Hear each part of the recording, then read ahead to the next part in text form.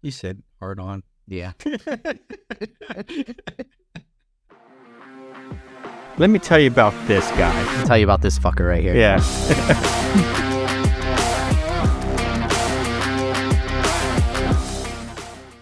You know what that's from? Hard-ons? No, the quote. You said hard on. No. It's from this TV show called Beavis and Butthead. That was on okay. MTV. So, Yep. So speaking of terrible influences, so for context, Mike and I took the time to come up with 5 influential people between the ages of our, what do we say, like our youth, like 15 years old to 25 years old. Yeah. So that kind of age of male mental maturity, if you will.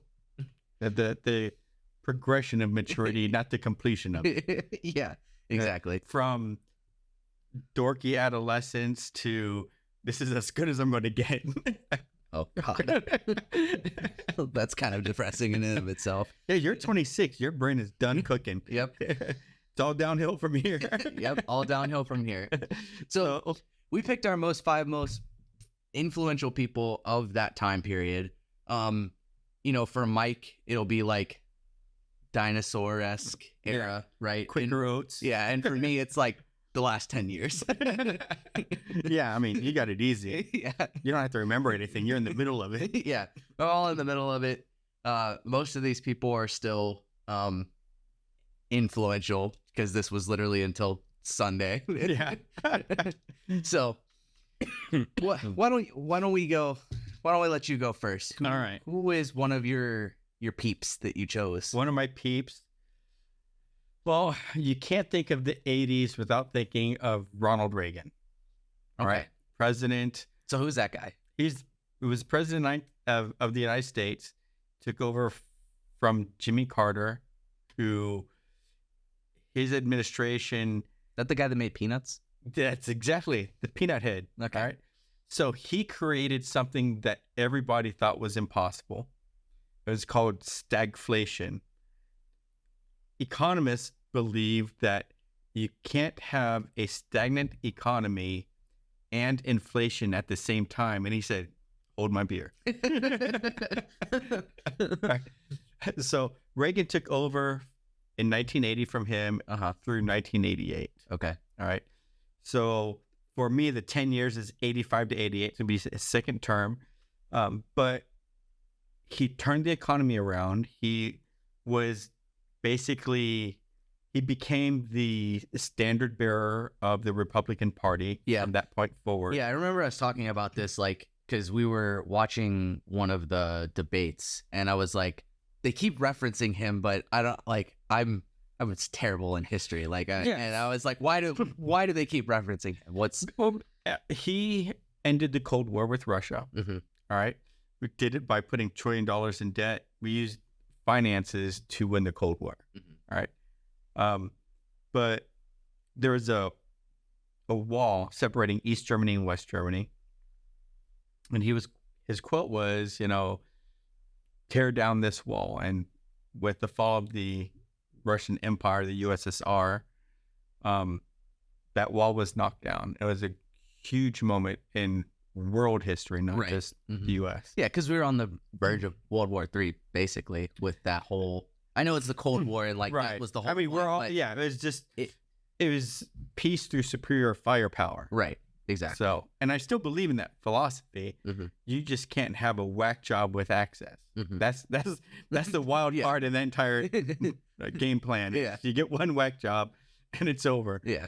So. Yeah. Well, it defeats the point then. Exactly. Yeah. And love him or hate him, because there's a whole bunch of people that hate Reagan, a whole bunch of people that love Reagan. And to me, it doesn't even matter whether you love or hate him. He still is who he is, and he still did what he did. Yeah. And so to clarify that point too, because it's going to come up on my list as well, the people, at least that I'm listing, are not necessarily like all known as like really good people or whatever. Right. Just people that they had an influence, and to me, like one of the more influential. So Yeah, it's not necessarily ones that everybody likes. Yep. Just had an influence. I just look at it as without Reagan, you couldn't have yuppies. You couldn't have me. Speaking of liking or hating, I think that all of our people that are watching this video right now should like, subscribe, and comment on this podcast. Absolutely. And ring that notification bell. Ding, ding, Yep. ding. If you want to get notified about all of our episodes that come out weekly, we've been doing better this year too. They've actually come out weekly. Yeah. All of our episodes that come out weekly, hit the notification bell. Now, we're only 1 month into this year, but we've been consistent. We've been doing better. We have been consistent in the month of January. Yeah. We've actually had to bend over backwards and make arrangements to make sure we got these things out because of schedules and that kind of thing. Yeah, I bent over backwards for you guys to make sure that these happen. So we actually looked up discipline in the dictionary, read what it was, and started practicing it. Yep. Reaganomics. Okay. So one of mine, I'll just keep on this trend here. So one of mine is also a president. Okay. Very influential and controversial. I know which one it is. So Donald Trump. Oh, okay. I did not know. That's not where I was going. That's not where you were going with this? Okay. Well, who did you think it was? I thought you were going to go with Barack. No, but he was very influential. Don't get me wrong. And we do still talk about him, but not in the same way. But here's the funny thing, is I started out with this massive list and had to dwindle it down, right? Donald Trump was on my list that I had to edit because I had to limit to 5 long before presidency. Yeah, and so I'm not surprised. So Donald Trump, like him or hate him, a lot of people like him and a lot of people hate him. Mhm. Very much like the whole Reagan thing, Yep. right? He's one of the most controversial people talked about still right now. And over the last 10 years, especially through his presidency, he has definitely changed the way the media uses things to go after people, right? In my opinion, and this may just be a maturity thing, or, I'm more realizing it now, but looking back when I was younger, before the Donald Trump becoming president era, the media was always twist things here, twist things there, Mhm. whatever, right? But once he announced his running for presidency, it went rampant one way or the other. I feel like it got really bad and is still really bad. So he was involved in all of these also really big global events like COVID and things like that, right? Mhm. And dealing with that. So he is definitely one of, I think, the most influential people of my, youth to now. I agree. It's interesting because there's a lot of Republicans that don't like Donald Trump. Yeah. There are never Trump Republicans. Yeah. Right? And those never Trump Republicans liked Ronald Reagan. Mm-hmm. But if you look at the policy to policy comparison with Trump and Reagan, a lot of them match up. Same ideology. Gotcha. Right? Mm-hmm. But the manner in which Donald Trump speaks and presents has people saying, I don't care about the policy. I'm against it because of the man. Yeah. Yeah. And so, he's definitely something that I don't think we're going to stop talking about, whether he wins the next presidency or not. I have a feeling that that's going to continue. Mm-hmm. And he still gets brought up in things that, because I have my own opinion about him, but he gets brought up in things that are completely irrelevant. I see all the time. It's his name randomly gets thrown out there. I'm like, what does this have to do with anything? Right. And I feel like that happens a lot with him. So yeah, he's definitely a big one on my list. Absolutely. Can't argue that. So should we stay serious? Because I've got another serious one, but I have some that are still very influential, but not so political. Or what's your not so political? You're less serious. Mike Tyson. Yeah. Okay. All right. So I like boxing. Like bit off someone's ear, right? Or some Look, he shit. did. Yeah. Evander Holyfield's ear during a match. So that Right. his like last time boxing or something, or And I think he boxed one more time after Okay. that. I guess he wanted another ear. Yeah. But I brought him up because I enjoyed boxing when I was younger. Mhm. And my favorite boxer was Sugar Ray Leonard. Okay. But there's this era of, Muhammad Ali, Sugar Ray Leonard, Leon Spinks, this whole era of boxing, and everybody knew who all these people were. And then it seemed like it disappeared, and suddenly Mike Tyson showed up, and everybody was interested in boxing again. Yeah. And that's why I put him on there, because something had faded and was not talked about, and this guy came up, and let's be real, he was whooping some ass. Whooping some ass and taking some ears. Yeah. Well, and he's somebody that like even most of my generation knows the name, regardless of if they really know even why he's famous. Right. The only two boxers that like I know of that come to my mind are Muhammad Ali and Mike Tyson. Right. I don't actually really think of any others. And Mike Tyson is definitely one of like the bigger ones that comes to mind when somebody says it. So, and Mike Tyson whooped somebody's ass because they insulted Muhammad Ali. Muhammad Ali was Mike Tyson's idol. gotcha. Right. Okay. And so he always idolized him, wished he could be like him. And it was funny. I was watching just the other day an interview, and Mike Tyson and Muhammad Ali were there together. And the question was like, who would win? Mm-hmm. And Muhammad Ali was like, I can,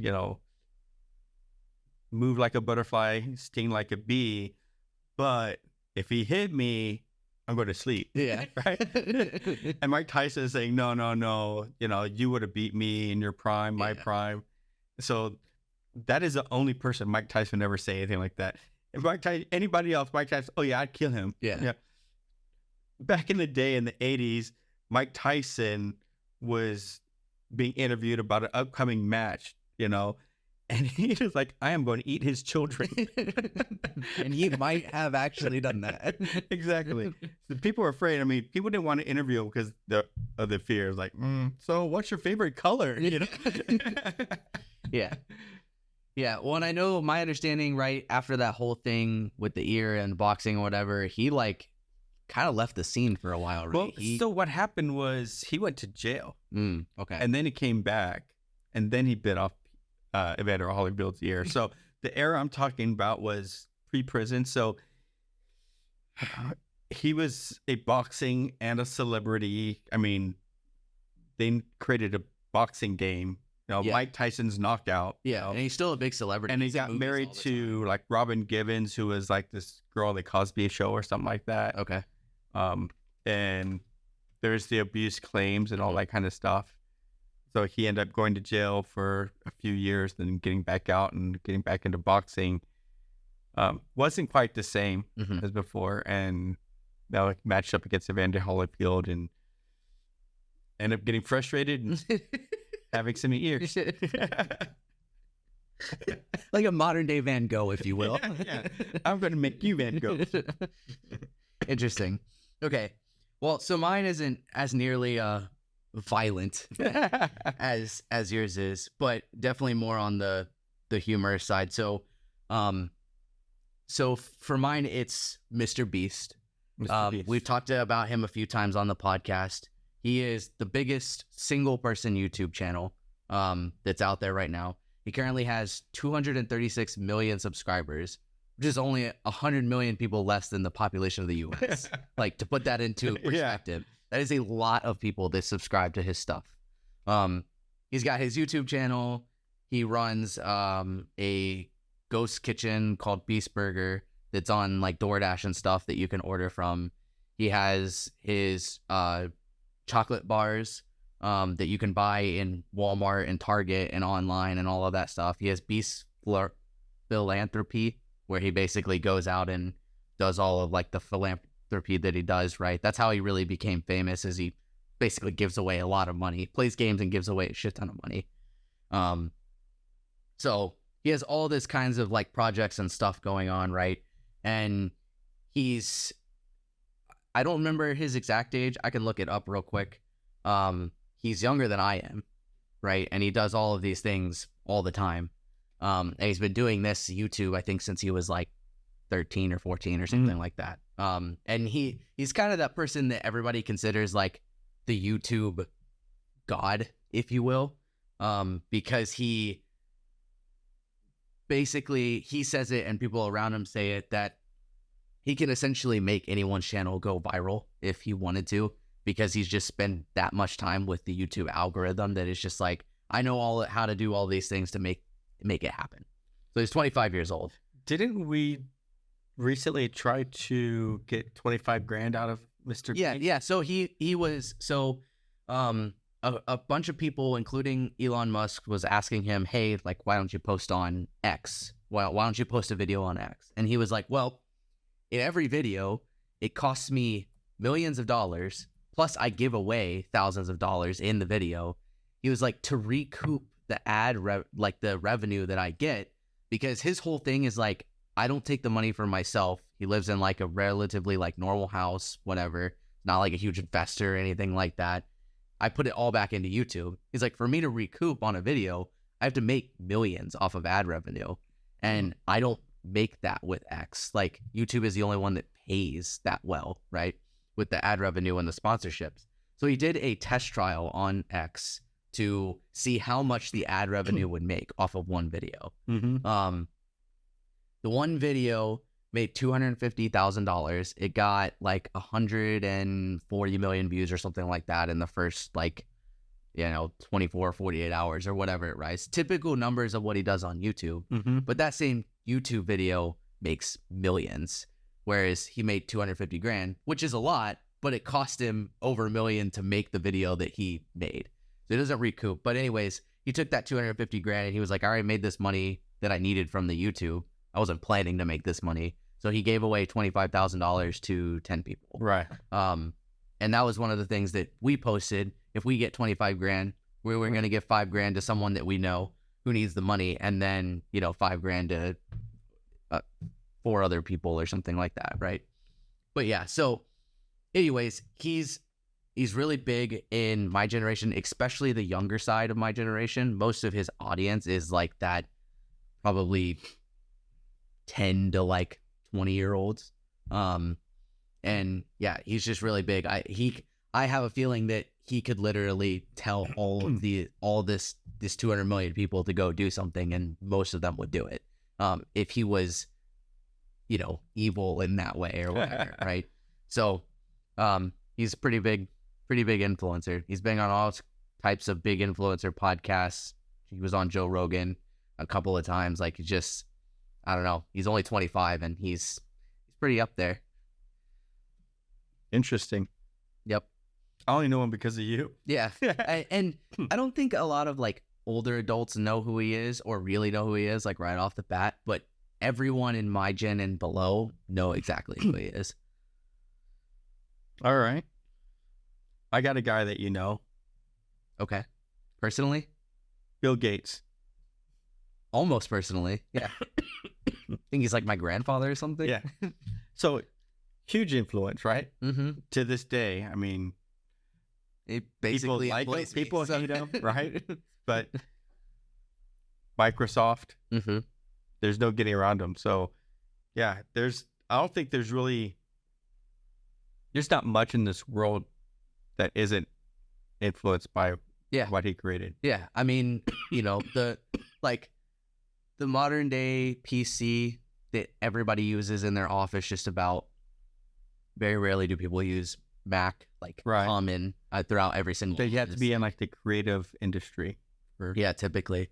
So I mean, every single PC, blah blah blah, software, Xbox, obviously, Word, Excel, all of those things that people use for like their high dollar businesses and all of that stuff. Like, yeah, I don't know if he needs much explanation. No, if you don't know who he is, sorry, we can't help the brain dead. What rock are you living under? Yeah. All right. So I've got one. I'm sure a lot of people know him. You probably didn't like pay attention unless you were a little bit older, especially in like recent events. But Anthony Fauci. Yep. The bad doctor. Yeah, the bad doctor, the medical advisor. So he was the medical advisor to the president up until 2021, and he was the main medical advisor in the whole COVID thing, right, for the U.S. Yeah. So I bring him up because of course, they're basically the same as like, Donald Trump or like whatever, right? Like either liked or hate, blah, blah, blah. But I hate him. The point is, a lot of people don't like him, right? And that's fine. The point is that regardless, he made most of the a large majority of decisions during the COVID era that affected everyone in this country, right? And beyond. And beyond this. Because people were like, wait, what is the United States going to do? Right, exactly. So if you don't really know him by name, fine, but more than likely you do at this point because of COVID. Mm-hmm. I don't think if it weren't for COVID, I ever would have known his name. Well, you didn't know any of the freaking medical advisors before him. Yeah, exactly. So, yeah, he was huge, right? And the COVID era, regardless of how people feel about it, like that's something that affected the whole world for multiple years and still scars lots of the world and industry and all of that stuff. So, yeah, he was a huge part of that. And so I felt like it would be wrong for something that big in my generation to not be brought. Yeah, I get that. So there's lots of other medicals, but he was the biggest, probably one of the biggest ones in the United States, at least, that was talking about it. And the main advisor, obviously, on it in that whole thing. So I fessed up. I hate him. Yeah. It's okay. What's your take? I don't really know. I think the whole thing in general was mishandled in just the way that we reacted as a nation. And I think that he was a big part of that. So, I have not done any like substantial research into the whole COVID thing, right? But what I do know is that like the dedicated research is only just now like really being done and finished. And the way we reacted was as if we knew everything about it one way or the other, right? Mm-hmm. And so and he was a part of that reaction. I think we screwed up our response to it so badly that we actually learned nothing from it. And if another one comes out, we're going to respond the same way because we actually learned nothing. Yeah. Everything became a political ploy. Yeah.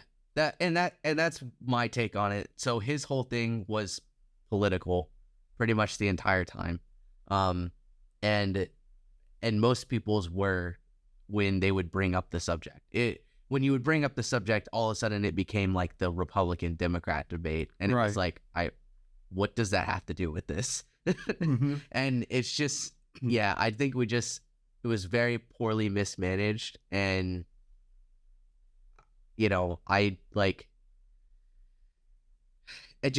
you expect certain things out of our world leadership, and we did not get any of that during this crisis. Yeah, we're kind of fucked. Because during that, and a little bit off topic, but during that time period, I felt like everybody was silent, waiting. And then as soon as Donald Trump made a decision, one group of people was like, all right, we're going to fight that. And the other group of people say, yes, we're all for that. We didn't know anything. Yeah. Right? We're just waiting. So whatever he says, we're going to be against it. Whatever he says, we're going to be for it. Yeah. And it just killed all learning. Yeah. And the decision making was based on nothing. Like it was just a day for day, like guess. Yeah. Yeah. And then how they decided to count it and that kind of junk. Anyway. Yeah. But yeah, so point is that, very influential as part of that whole thing. Okay. I have an influential guy, controversial guy, not as influential, probably not as controversial. Okay. Rush Limbaugh. I do not know who that is. All right. So Rush Limbaugh is considered the father of conservative radio. Okay. All right. So he came out technically in the late 70s. He was given like a AM radio station, and he spoke. He did conservative talk. Okay. Back before conservative talk was anything. Gotcha. Right. It was an era when AM was dying. Everything was going to FM. And I kind of think of him as, because he did this and made it popular, it saved AM radio. Yeah. I mean, yeah, at least during that time, it's kind of like, people definitely still listen to radio now. Obviously. Oh, absolutely. But it was just definitely all music was going to the FM. Right. Right. And the church channels and the Spanish channels would go on AM because it only cost you $1 a year. Yeah. You know, that type of thing. So it was really dying off. And then he capitalized on that. And now there's all kinds of talk radio on the AM for any political spectrum. Gotcha. And I give him credit for that, because for a long time, the liberals were very mad at Rush and mad that this thing existed. And then it continued to exist, and they decided, well, we'll just get on it too. Right. All right. So. Yeah, interesting. I can honestly say I don't think I've ever listened to an AM radio station. The only thing that I've seen them for is like driving down the highway and it's like, tune in to AM blah, blah, blah for emergency details on this. That's the only time that like I've actually seen them. Yeah, I don't think I've ever used them. And now, like, I don't remember the last time I've used like you don't seek out political talk. No. Yeah. And you don't seek out sports radio. True. Right? Yeah. So I kind of look at it as even sports radio owes some thank yous to Rush Limbaugh, because he made it, I'm not going to say he made it cool, but he made it viable. Right. Interesting. Yeah. Definitely a name I don't think I've ever would have heard of. But interesting. All right. So my next person, I think we're on the fourth person. I think that's what we just did. Yep. So my next person is, I don't think anybody considers him a good guy, except for the people that were very disgustingly pleasured by what he did. I think most people can agree that this is not a great person. Did he commit suicide in prison? He did commit suicide in prison. So Jeffrey Epstein, the Epstein Island, that whole entire thing, his suicide, all of that stuff, right? I don't remember when he died or when he killed himself or whatever, which he didn't do. But I don't remember when he was murdered. When he was suicided? Yeah, when he was forcefully suicided. But obviously we're still talking about him, right? A ton. There's a whole bunch of like investigations still going on with that whole thing. There's a bunch of people that are like, especially on the list. Yeah, on the list, right? And all these things, and people that were like renowned world figures that are now being trashed, and they're not even alive. Like Bill Gates was on that list. Well, Bill Gates, Stephen Hawking, who's no longer alive, is like one of the fathers of like modern day like physics and shit. Yeah, is now being like trashed and all that stuff, right? I don't know what's true and what's not, but point is that like obviously he was ridiculously influential. He was obviously influential to get all of these people who, for the most part, were celebrities and probably knew better that at some point people would find this out, to go to this place and participate in these things, right? Like he obviously had some sort of like feng shui about him that was just like, oh yeah, our secret will be safe with him. And so, yeah, I mean, it's one of those things that like COVID or like these other things, like, I don't know if it's really something. I'm sure we'll stop talking about it eventually, but it's going to be a very long time. Yeah. Especially as every year new things come up and all of that stuff. Like, there are multiple political campaigners who have vowed to like release documents and things if they go into office and all of that stuff. Like, and I have a feeling that's going to continue to be used as a political tactic to get votes for the next multiple presidencies, right? If it doesn't all come out at some point between now and then. So Yeah, he's definitely a big one on that list. He's also, I think, the person that kind of like everybody had conspiracy theories and like lots of people believed them or didn't or whatever. But I feel like he was kind of the one that kind of reignited that like fire on some of these and kind of reignited the fire of like, oh yeah, we can't always like trust you and everything that you say about how things play out. Right. With the whole suicide thing and all of that stuff, that was a huge movement. That everybody was saying like that he didn't kill himself and all this stuff. And I don't know. I think it kind of like reignited that. Like, yeah, I don't know about this one. Yeah, the security guards fell asleep, the cameras went out, and he committed suicide during that window of opportunity, coincidentally. Yeah. Yeah. Yeah.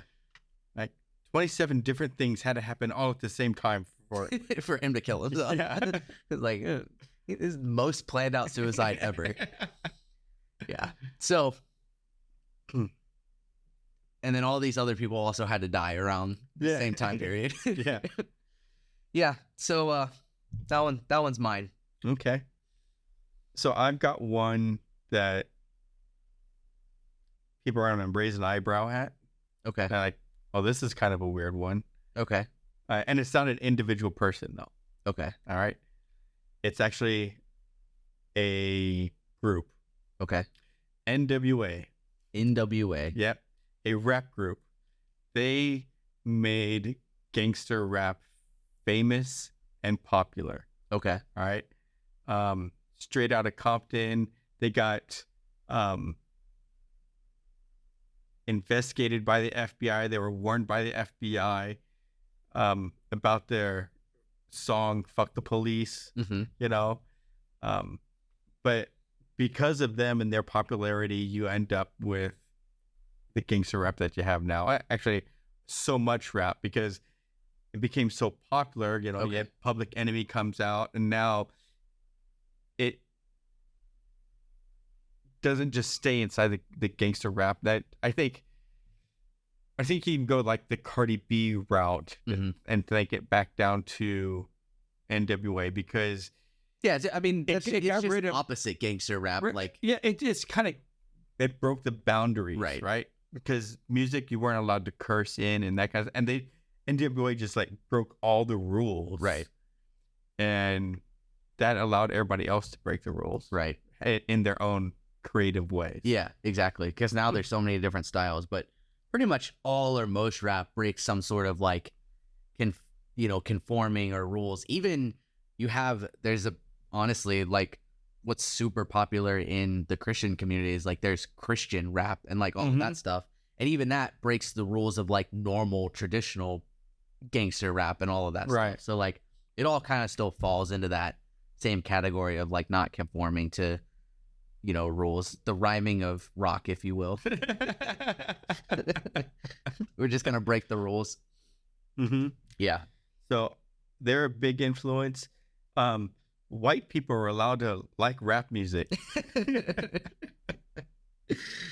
Oh, goodness. Eminem, I would say, got some cred because NWA made rap so popular. Yeah.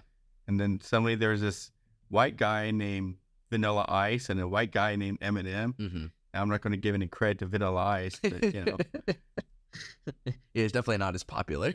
Well, he's just a white guy from the suburbs. Yeah. Type of thing. He didn't have the street cred. He just had a song. Yeah. No, yeah, that makes sense.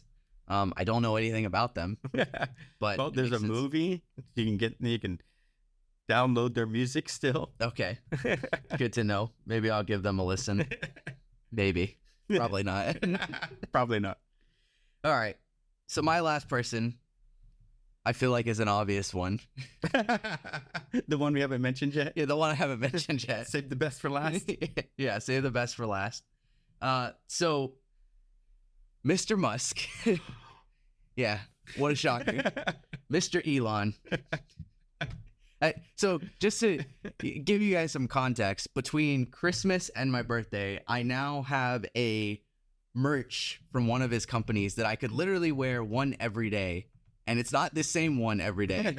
And then wash them on Sunday and repeat for the week. All right. So Mr. Musk, obviously influential for a lot of reasons, right? Twitter, his companies, his political views, you know, and go fuck yourself. Yeah, go fuck yourself.